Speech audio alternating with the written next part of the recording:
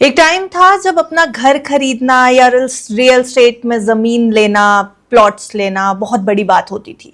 वो एक जमाना था, लेकिन अभी भी वो दौर शायद पूरी तरह बीता नहीं है। अपना आशियाना बनाना, अपना घर बनाना अभी भी बहुत इंपॉर्टेंट है, चेकलिस्ट में टॉप प्रायोरिटीज पर आता है।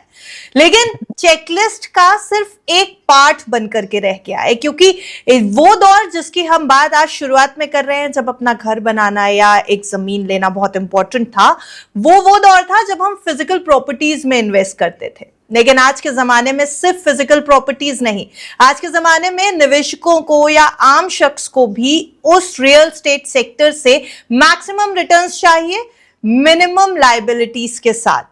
तो और कौन से ऐसे स्कोप्स हैं और कौन सी ऐसी जगहें हैं जहां पर आप इन्वेस्ट कर सकते हैं रियल स्टेट सेक्टर में पर्टिकुलरली, और किस तरीके से सबसे ज्यादा मुनाफा कमा सकते हैं? फिजिकल प्रॉपर्टी अगर आपको नहीं लेनी है तो क्या रियल स्टेट में आपके लिए एक्सपोजर है या नहीं? ये कुछ सवाल हैं जो आज हम जेब की बात के इस एपिसोड में डिस्कस करेंगे। हमारे साथ एक बेहद खास मेहमान मौजूद हैं। अमित गोयनका जी हमारे साथ यहाँ मौजूद हैं, जो हैं chairman and MD Nisus Finance. Sir, welcome to Good Returns. बहुत बहुत शुक्रिया, नमस्कार सबको, आपको भी। सर, मैंने शुरुआत में ही बताया कि किस तरीके से लोगों का हमेशा से प्रायोरिटी पे रहता है कि जब हम कमाना शुरू करते हैं, जो सबसे पहली चीज हमारे मन में आती है वो ये कि जल्दी से जल्दी अपना एक घर बना लें, अपने लिए कुछ प्रॉपर्टी खरीद लें जो हमारे फ्यूचर को फाइनेंशियली स्ट्रांग कर सके। लेकिन सिर्फ फिजिकल प्रॉपर्टीज में निवेश करना, जैसा मैंने बताया, रियल स्टेट का अब वो वाली एक पिक्चर नहीं रह गई है।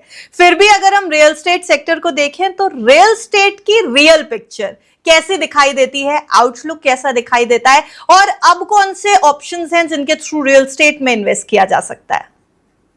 जरूर, बहुत बहुत शुक्रिया आपके सवाल के लिए, और ये बहुत ही उम्दा सवाल है। रियल एस्टेट भारतीयों के लिए एक बहुत ही अहम एक हिस्सा रहा है निवेशक का। जी। आप जानते हैं कि सोना और रियल एस्टेट 80% इन्वेस्टर का पोर्टफोलियो बना रहा है कई कई सालों तक, और आज भी घटकर के भी म्यूचुअल फंड आने के बावजूद भी 60 से 65% का हिस्सा बन चुका है।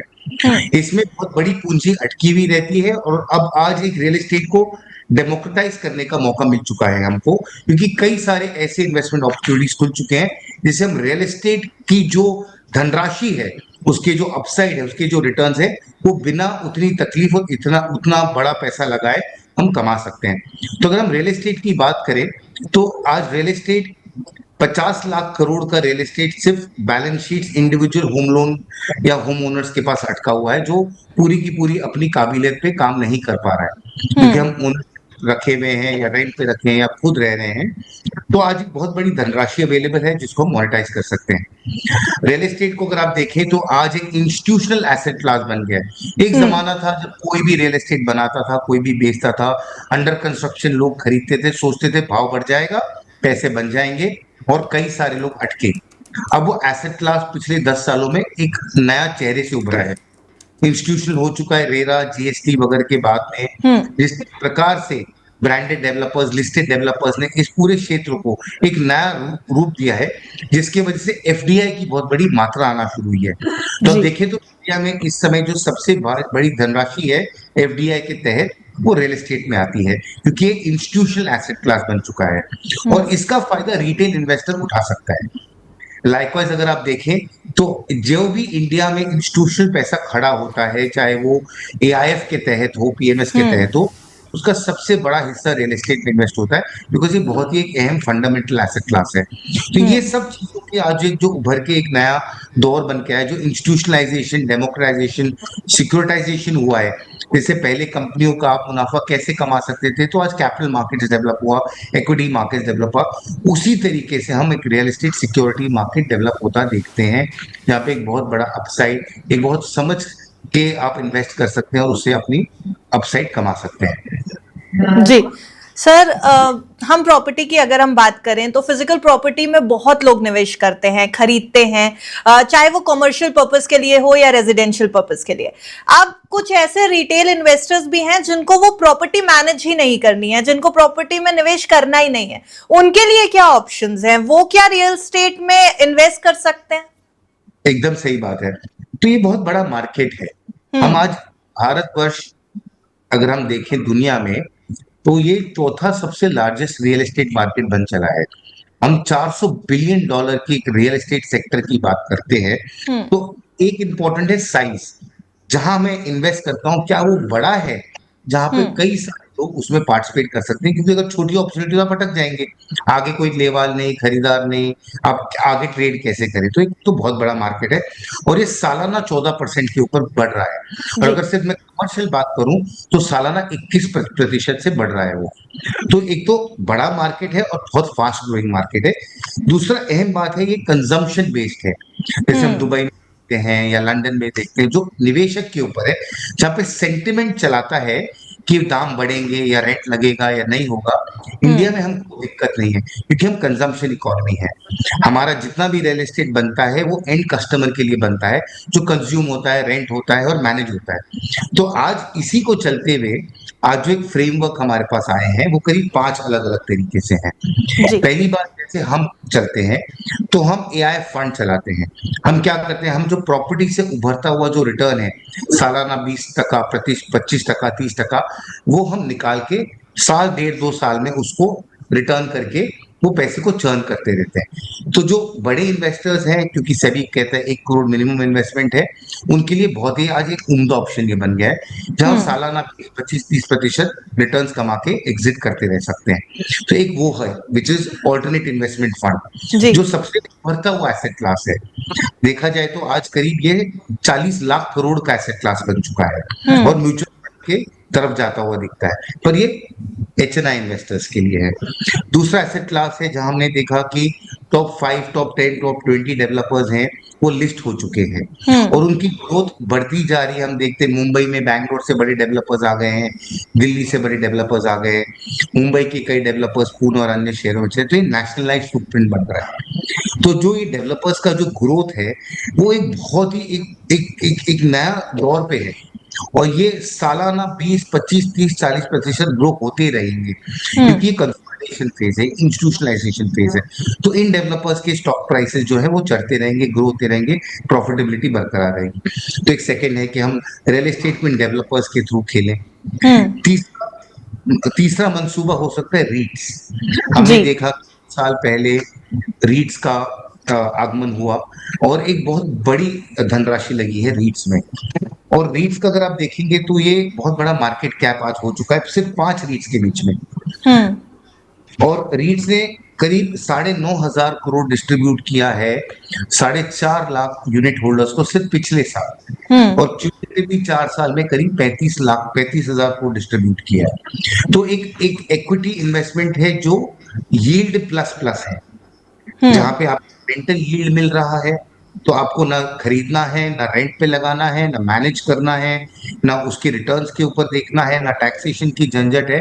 आपने रीट्स में लगाया, जहां हम्म। पे एक 2 पार्ट का पोर्टफोलियो है, 20% है जो बन रहा है, 80% जो बन के रेंट डिस्ट्रीब्यूट कर रहा है। तो आपको एक यील्ड बनने जा रही है, और आपको एक जो कंप्लीशन का अपसाइड बना जा रहा है। और ये हम्म। पूरा रेगुलेटेड है, इंस्टीट्यूशनल इन्वेस्टर्स हैं, सेबी रेगुलेटेड है, सबसे उम्दा जो डेवलपर्स हैं और मैनेजर्स हैं इसमें विकसित हैं। तो एक रीट का अपने पास एक अपॉर्चुनिटी बनती है, विकल्प बनता है। जी। उसी को छोटे में लें तो एसएम रीट्स आ गए, जो छोटी हम्म। प्रॉपर्टी लेके उसको मोनेटाइज कर सकते हैं। प्राइम प्रॉपर्टीज हैं मुंबई में, बैंगलोर में, दिल्ली में, उसको मोनेटाइज कर सकते हैं। छोटे साइज के हैं मगर हाई वैल्यू प्रॉपर्टीज हैं। हम्म।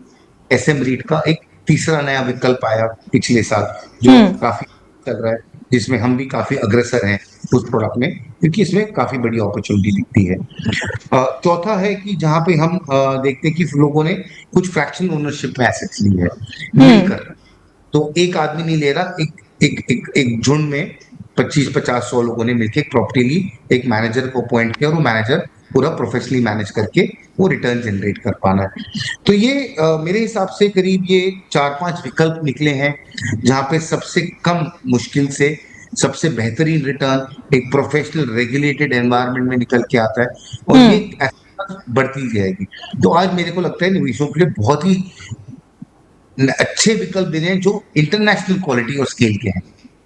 ओके सर, आपने रीट्स का जिक्र किया और रीट्स इन दिनों काफी ज्यादा पॉपुलर भी हो रहा है। जो रिटेल इन्वेस्टर्स हैं वो किसी भी तरीके से रियल स्टेट में जब इन्वेस्ट करने की कोशिश कर रहे हैं तो रीट्स एक ऐसा टर्म है जो काफी वाइडली सामने आ रहा है, इन दोनों काफी ज्यादा हाईलाइटेड है। रीट्स में इन्वेस्ट करना कितना आसान होता है एक रिटेल इन्वेस्टर के लिए? क्या ये एक अच्छा प्लान है कि वो रीट्स में इन्वेस्ट करे? और मिनिमम अमाउंट क्या है? 500,000 रुपए से एक इन्वेस्टर क्या इसमें शुरुआत कर सकता है? सही बताया आपने। जैसे मैं बता रहा था, एक बहुत बहुत ही बेहतरीन विकल्प निकला है एक एक मिड इनकम इन्वेस्टर के लिए कि वो इनकम प्लस जनरेट कर सके। जो अभी तक परिवारों ने घर लिए, उनको रेंट किया, 3-4% का रिटर्न आता था, over the period of time उसकी प्रॉपर्टी वैल्यू बढ़ी, फिर उसको बेचने की कोशिश की, मेंटेन किया, मैनेज किया, ये सारी जो झंझटें हैं वो खत्म हो जाती है रीट्स में। और क्योंकि अब सेबी ने उसको रिटेल कर दिया है तो उसमें कोई मिनिमम थ्रेशोल्ड नहीं रहा। आप एक यूनिट खरीद सकते हैं 100 से 400 रुपए में। एक एंट्री पॉइंट बहुत कम कर दिया है और ये ट्रेडेबल इक्विटी है। जैसे आप कोई भी स्टॉक प्राइस या स्टॉक मार्केट में आप कोई भी शेयर खरीदते हैं, जी। उस तरीके से आप अपने डीमैट के थ्रू एक रीट का यूनिट खरीद सकते हैं, जहां आपको एक एक्सपीरियंस मिलता है कि रीट चलता कैसे है। 4-5 हजार रुपए में कोई बड़ी धनराशि इकट्ठा नहीं हो पाएगी, क्योंकि आपको 7-8-9% का उस पर रिटर्न जनरेट होगा, कुछ कैपिटल गेन्स उसमें डिस्ट्रीब्यूट होंगे, कुछ इनकम डिस्ट्रीब्यूट होगा, तो क्यूमुलेटिवली कुछ सालों में मिला के आपको शायद 13-14% का एनुअलाइज रिटर्न बन पाएगा as a sum of distributions. मगर उसके लिए आपको अगर बड़ा रुपया कमाना है तो बड़ा रुपया लगाना पड़ेगा, क्योंकि ये 4 गुना, 5 गुना, 10 गुना होती हुई चीज नहीं है कि जी। मैंने 1 करोड़ में प्रॉपर्टी ली, 5 करोड़ में बेची, 5 गुना हो गया। ये एक इनकम प्लस है, जहां पे मुझे रेंट आ रहा है, मुझे अपसाइड आ रहा है, मुझे कैपिटल गेन्स मिल रहा है, तो एक स्टेडी इक्विटी इनफ्लो का अच्छा मॉडल बनता है। और क्योंकि अब उसमें हमको जो लॉन्ग टर्म कैपिटल गेन्स का जो एग्जेम्पशन है वो इस फाइनेंस बिल में अलाउ किया है, तो उतना 1.5 लाख तक का अपना कैपिटल गेन्स भी बचता है जब भी सेल होता है। तो from a tax efficiency perspective ये बहुत ही एफिशिएंट प्रोडक्ट है, जहाँ पे कोई अपने को इन्वेस्टमेंट की हेडेक नहीं है, इजी इन्वेस्टमेंट है, इजी एग्जिट है, हाई ट्रेडिंग वॉल्यूम्स हैं, रिटेल इन्वेस्टर उसमें आ सकता है, उसको एक्सपीरियंस कर सकता है, और बहुत ही प्रोफेशनली मैनेज है। बिकॉज दुनिया के सबसे दिग्गज investors, mutual funds, endowment funds और जो बड़े बड़े ग्लोबल इन्वेस्टर्स है, इन्होंने इंडिया में इसमें पैसा लगा रखा है। इंडियन म्यूचुअल फंड इंडस्ट्री ने इसमें पैसा रखा है, इंडियन इंश्योरेंस इंडस्ट्री में इसमें पैसा लगा रखा है भारत सरकार के अप्रूवल के बाद। तो ये इंस्टीट्यूशनल एसेट क्लास बन जाता है, जहाँ पे गवर्नेंस हाई है, डिस्ट्रीब्यूशन अच्छा है, एसेट क्वालिटी ठीक है। तो मेरे हिसाब से रीट एक बहुत ही अच्छा एंट्री पॉइंट है लोगों को एक्सपीरियंस करने के लिए, जहाँ पे कैपिटल प्लस प्लस का अपने को मॉडल मिलता है। खैर, हर निवेश इन्वेस्टमेंट में रिस्क होता ही है, इक्विटी में भी होता है, चाहे कितनी बड़ी दिग्गज कंपनी में आप इन्वेस्ट कर लें, उसमें कहीं ना कहीं रिस्क फैक्टर होगा ही। तो प्रॉपर्टी खाली कुछ समय, जैसे हमने यूएस और यूरोप मार्केट्स में देखा कि ऑफिसेस कोविड के बाद पूरे पूरे खाली हो चले, वैकेंसी रिस्क बड़ा हो सकता है, मगर खर्चे लगे हुए हैं मैनेजमेंट की, ऑपरेशंस के, तो कुछ ऐसे अनफोर्सीन या अनयूजुअल रिस्क होते हैं हर एसेट में। मगर एक रिस्क एडजस्टेड बेसिस पे देखें और जिस टाइप का पोर्टफोलियो उन्होंने कंस्ट्रक्ट किया है, जिस क्वालिटी के एसेट्स इन रीट्स ने एक्वायर किया है, वहां पे पोटेंशियल बहुत ज्यादा है। इसके लिए हमने अप्रिसिएशन अच्छा खासा देखा है लिस्टिंग से लेके आज तक इन प्रॉपर्टी पोर्टफोलियोज का, बट रिस्क फ्री कुछ नहीं होता। जी सर, रिस्क फ्री तो नहीं होता। और जब एक निवेशक निवेश करने जाता है, खासतौर से रिटेल निवेशक, वो ये सोचता है कि हमें कितने समय में हमारा वेल्थ जनरेट होगा। तो यहाँ पे ये सवाल भी बनता है कि अगर रीट्स में इन्वेस्ट करें तो अपना आउटलुक कितने साल का लेकर के चलें, लॉन्ग टर्म रखें, और अगर लॉन्ग टर्म भी रखते हैं क्योंकि ये रियल स्टेट है तो अप्रोक्सीमेटली मिनिमम कितने साल? देखिए, ये इक्विटी मार्केट की तरह है, आप क्या करना चाहते हैं, क्योंकि ये परपेचुअल एसेट है, उसमें चर्न होता रहेगा, कुछ एसेट्स बिकेंगी, नई एसेट्स उसमें आएंगी। तो अगर आप चाहते हैं कि इंटर जनरेशनल हो, मैंने कुछ रीट ले लिए, वो मेरे लिए एक रिटर्न जनरेट करते जा रहा है, रेंट डिस्ट्रीब्यूट होते जा रहा है, उसकी अप्रिसिएशन बढ़ते जा रही है, तो आप जितना, ये आप सोचिए जो एफडी है जो आपको इक्विटी अपसाइड भी देते रहता है मार्क टू मार्केट, अब आप कितने समय तक रखना चाहते हैं वो डेफिनेटली आपकी चॉइस है। मगर मेरे हिसाब से 3 से 5 साल एक रीजनेबल दौर होता है जो आप एक्सपीरियंस करते हैं एक साइकिल को, बिकॉज जो नया इन्वेस्टमेंट आ रहा है, जो नई प्रॉपर्टी उसमें इंडक्ट हो रही है, वो प्रॉपर्टी आती है, स्टेबलाइज होती है, उसका अपसाइड आता है, तो 3 से 5 साल का साइकिल हो जाता है, जहाँ पे आप एक अपसाइड का साइकिल देखते हैं REIT में। तो आप उतने पीरियड तक तो मेंटेन करें उसको, लंबे अरसे कर सकते हैं, बिकॉज बहुत उम्दा REITs आ रहे हैं और आ चुके हैं। बट आप सोचे शॉर्ट टर्म में साल भर में लेंगे बेचेंगे कुछ बड़ा पैसा बनेगा, तो उस तरीके से डेफिनेटली नहीं होता। जहां तक मल्टीपल्स का सवाल है, तो आज प्लॉटिंग एक बड़ा आसान तरीका हो गया है, जी। क्योंकि हिसाब से भारतवर्ष में इंफ्रा डेवलपमेंट चल रहा है, और आप देखेंगे कि हर बजट में एक तिहाई हिस्सा इस समय इंफ्रास्ट्रक्चर पे जाता है। तो जो हिसाब से सड़कें बन रही हैं, पोर्ट बन रहे हैं, रोड्स बन रहे हैं, नवी मुंबई बन गया है, मुंबई 3.0 बन रहा है, NCR का पूरा नया फुटप्रिंट बना है, दिल्ली मुंबई का एक एक्सप्रेसवे का निर्माण हो रहा है। तो इसके चलते जो जमीनों के भाव है वो बहुत फास्ट बढ़ रहे हैं, क्योंकि बढ़ेंगे, अर्बनाइजेशन स्पीड अच्छी खासी है। आज हम 38% अर्बनाइज कंट्री, हम 50% अर्बनाइजेशन की तरफ जा रहे हैं। हम चाहते हैं करीब ऑलमोस्ट 50 करोड़ भारतीय अर्बन सिटीज में निवास करें। तो उसके चलते जो जमीनों के दाम बढ़ रहे हैं वो काफी अट्रैक्टिव है। तो आज प्लॉटिंग प्रोजेक्ट्स छोटे टिकट साइज में भी मिलता है, 25 लाख, 50 लाख, 1 करोड़, जिसपे भी आपको लोन मिलता है। ये लोन आपको रेंट से नहीं आएगा, क्योंकि कैपिटल अप्रिसिएशन प्ले है, ये यील्ड। तो कुछ पैसा आज लोग प्लॉटिंग में लगाते हैं। हमने देखा अयोध्या में अच्छे प्राइसेस की उड़ गए, एक रिलीजियस सिटी बन गए, बाकी अन्य रिलीजियस सिटीज और रिलीजियस टूरिज्म में वही हो रहा है। एजुकेशन सिटीज, इंदौर जैसी सिटीज में ऐसा ही हो रहा है, जी। कई सारी नई सिटीज का निर्माण हो रहा है। तो ये बहुत एक अच्छा विकल्प निकला है, जहाँ पे अगर आप यील्ड चाहते हैं विद अ स्लाइट अप्रिसिएशन, तो REIT अच्छा मॉडल बनता है। अगर कैपिटल गेन्स चाहते हैं 5 साल के दौरान, 7 साल के दौरान, 10 साल के दौरान, तो प्लॉटिंग अच्छा विकल्प बनता है, जहाँ पे बड़ी रकम बाद में निकल के आती है जब आप बेच पाओ, क्योंकि जमीनों के दाम बढ़ रहे हैं, जी। अर्बनाइजेशन हो रहा है। अच्छा विकल्प है।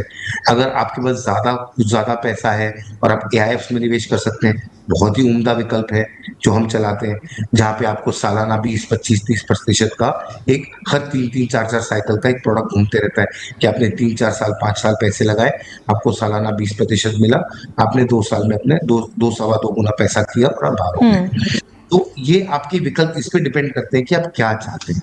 मगर फॉर्चुनेटली भारतवर्ष में बहुत नए विकल्प हो गए, क्योंकि एक भारतवर्ष का जो डेवलपमेंट हो रहा है, सिर्फ 5 शहरों का नहीं, उसमें इस समय जो अर्बनाइजेशन का जो अपॉर्चुनिटी, जो रियल एस्टेट की अपॉर्चुनिटी, और देखिए आप डेटा सेंटर के बारे में सुन रहे हैं, आप वेयर हाउसिंग के बारे में सुन रहे हैं, आज आप सीनियर लिविंग के बारे में, वृद्ध आश्रमों के बारे में सुन रहे हैं, जिसको हम वृद्ध आश्रम बोलते हैं, वो आज असिस्टेड लिविंग और सीनियर लिविंग के तौर पे बहुत बड़ा काम उभर के आ रहा है। तो भारत में जो रियल एस्टेट का जो इस समय जो निर्माण हो रहा है, वो ट्रूली ग्लोबल, ट्रूली इंस्टीट्यूशनल हो रहा है, जहां पे अब रिटेल इन्वेस्टर को उतना डर नहीं है, अगर वो सही इंस्टीट्यूशनल इन्वेस्टमेंट फ्रेमवर्क में काम करे।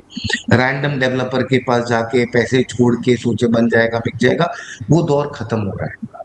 अब एक जी। इंस्टीट्यूशनल, और उसमें अगर आप बने रहें, तो डेफिनेटली ये बहुत बड़ा ग्रोइंग सेक्टर है, बहुत विशालकाय सेक्टर है, एक नए नए एसेट क्लासेस पैदा कर रहा है। अब महाराष्ट्र में CM ने बोला डिजिटाइजेशन करो, ब्लॉकचेन पे डालो।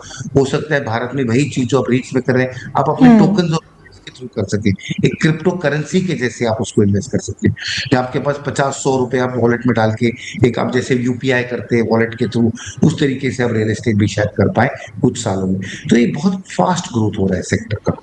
जी हाँ, बहुत बहुत कम शब्दों में ये जो आपने बोल दिया ना सर कि हम कुछ समय में UPI जैसे रियल स्टेट में ट्रेड कर पाएंगे, बहुत सारे व्यूअर्स अब रियल स्टेट को इक्विटी स्टॉक्स की तरीके से कंसीडर करने लगेंगे, और यहाँ पे चांसेस भी बढ़ जाते हैं फिर गलतियों के। जिस तरीके से आप रिस्क बता रहे थे, इन्वेस्टर्स गलतियां क्या क्या कर सकते हैं रीट्स के थ्रू इन्वेस्ट करने में या रियल स्टेट में इन्वेस्ट करने में, ओवरऑल क्या गलतियां हैं जिसपे हमें काम करने की जरूरत है, या इन्वेस्ट करने से पहले जहां पे हमें रिस्क समझ लेने की जरूरत है? तो जैसे स्टॉक मार्केट में होता था ना कि रूमर्स पे इन्वेस्ट या टिप्स पे इन्वेस्ट करना, यहाँ पे अच्छा पैसा बन जाएगा, यहाँ पे सड़क बन जाएगी, यहाँ पे एयरपोर्ट आ जाएगा, तो रूमर बेस्ड इन्वेस्टिंग तो कभी नहीं करना चाहिए। जो चीज दिख रही है, जो बन गई है, एक इंस्टीट्यूशनल काउंटर पार्टी है, वो बहुत जी। जरूरी है। क्या डेवलपर लिस्ट इंस्टीट्यूशनल है, क्या मैनेजर लिस्टेड और इंस्टीट्यूशनल है, क्या जो सर्विस प्रोवाइडर इंस्टीट्यूशनल है लिस्टेड है। तो पहली बात तो काउंटर पार्टी का इंस्टीट्यूशनल होना अनिवार्य है। पहले हम्म 12-14 हजार डेवलपर्स थे, आज मुश्किल से 2-3 हजार डेवलपर्स है जिनका गाड़ी या जिनकी दुकानदारी चल रही है। तो सिलेक्शन बहुत इंपॉर्टेंट है। दूसरा, इन्वेस्ट ये करके सोचते हैं कि हमने इन्वेस्ट कर दिया एक हम्म घर में, एक दुकान में, पर 3-4% का रिटर्न इन्वेस्टमेंट नहीं होता, आपका इन्फ्लेशन उससे ज्यादा है। तो वो वैल्यू अप्रिसिएशन गेम है, वो हम्म इनलिक्विड वैल्यू अप्रिसिएशन है। आपने घर मकान दुकान ले तो ली, मगर जब आपको रुपया चाहिए आपको मिलेगा नहीं, इनलिक्विड है। जी तो ये जो फोमो में कोई ले लिया, कह रहे बहुत अच्छा प्रोजेक्ट आ रहा है ले लेते हैं, बहुत अच्छा डेवलपमेंट हो रहा है ले लेते हैं, वो इलिक्विड है, यील्ड नहीं आता है, रुपया लग जाता है, कंप्लीशन का रिस्क होता है, हम्म कंप्लीट हो गया पेशन और मैनेजमेंट का रिस्क होता है, तो वो इन्वेस्टमेंट नहीं कहलाता।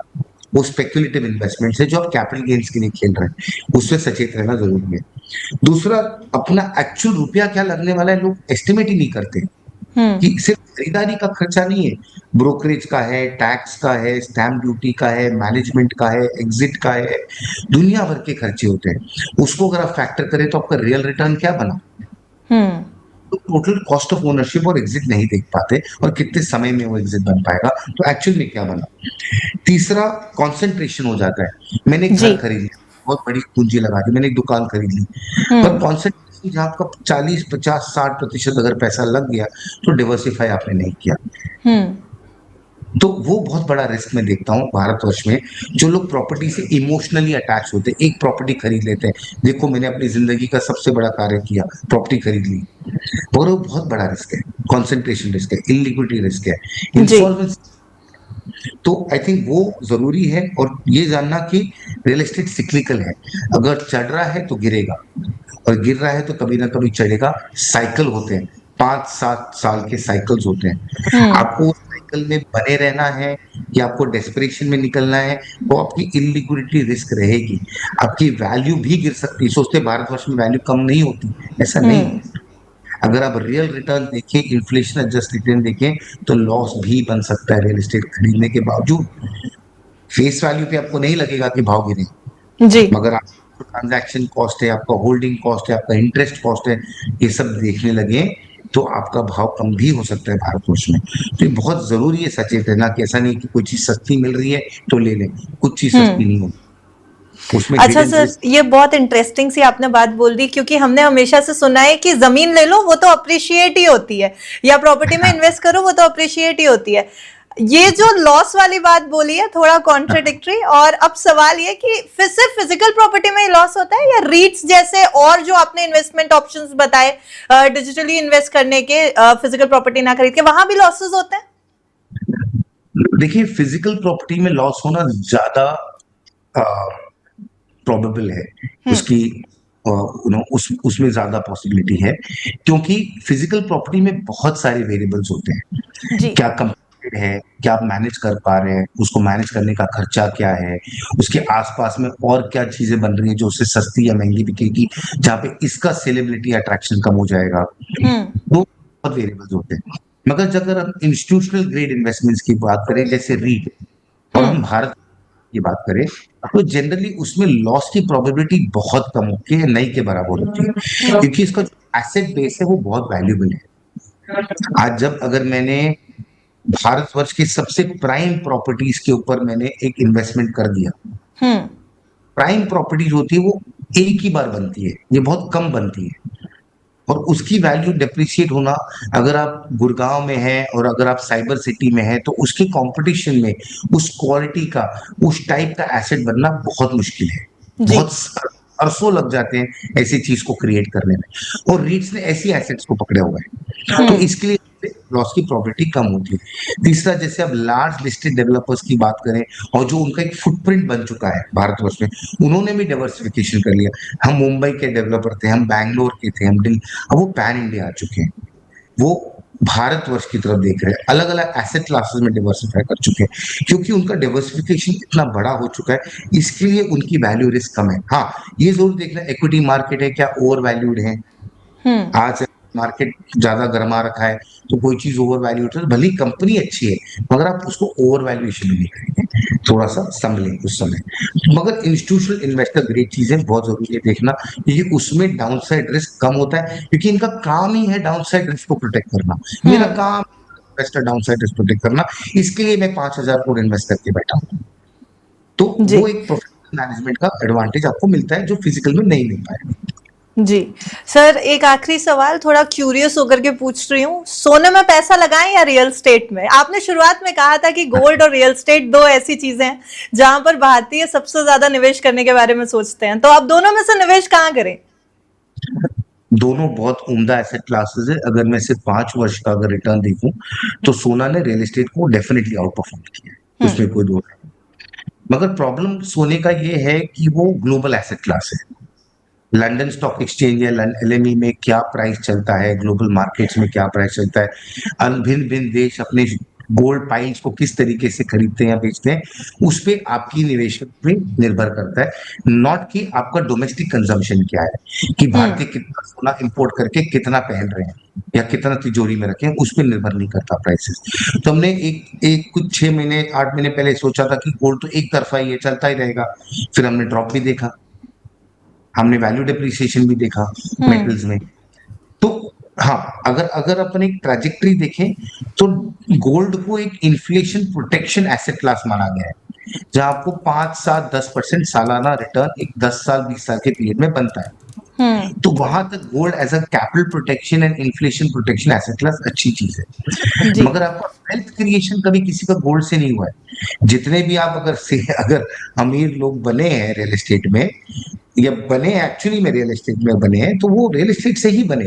अगर आप टॉप 10 बिलियनर्स में देखें दुनिया में भी, तो उसमें से काफी बड़ी तादाद रियल एस्टेट से बन के आए, गोल्ड से नहीं बन के आए। तो रियल एस्टेट एक वेल्थ मल्टीप्लायर है, एक प्रोटेक्शन देता है और एक वेल्थ मल्टीप्लाई करता है over a long period of time. Gold आपका वेल्थ प्रिजर्व करता है और इन्फ्लेशन एडजस्टेड आपका वेल्थ प्रिजर्व करता है, ताकि उसकी बाइंग पावर कम नहीं हो। तो ये दोनों ही उम्दा एसेट क्लासेस हैं।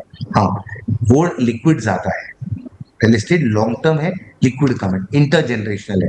तो जो मेरे दादाजी ने जमीन खरीदी उसका पैसा मुझे मिलेगा और मैं बहुत रिच हो गया हूँ आज, तो वो इंटरजेनरेशनल है। जी तो दोनों इंपॉर्टेंट है, दोनों एसेट क्लासेस की नजर रखनी चाहिए। यानी गोल्ड रियल स्टेट दोनों इंपॉर्टेंट, और अगर आपको रियल स्टेट में इन्वेस्ट करना है तो सिर्फ फिजिकल प्रॉपर्टीज पर नजर रखना आप काफी नहीं होगा, आपके पास बहुत इन्वेस्टमेंट ऑप्शंस हैं जहां पर लॉसेस भी थोड़े कम हो सकते हैं, वेल्थ जनरेशन थोड़ी ज्यादा हो सकती है। लेकिन किसी भी निवेश से पहले सलाह यही एक्सपर्ट की भी और हमारी भी कि फाइनेंशियल एडवाइजर की राय बेहद जरूरी है। Thank you so much sir for joining us today. Real estate sector के बहुत सारे नए पर्सपेक्टिव हमें आपसे जानने को मिले हैं। Thank you.